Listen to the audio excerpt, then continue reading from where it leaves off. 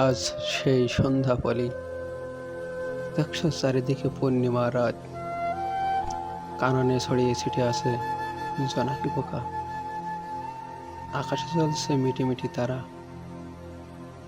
অথচ আমার ভিতরটাই অন্ধকারে ভরা। কেন জানো? আজ নেই সেই পূর্ণ ভালোবাসা, আজ নেই সেই বকুল ফুলের মালার গন্ধ,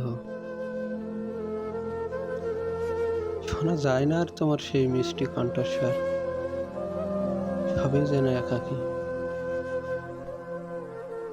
কিন্তু একাকীকে বেঁচে থাকা খুবই দায়। একলা জীবন খুবই অসহায় মনে হয় বলে।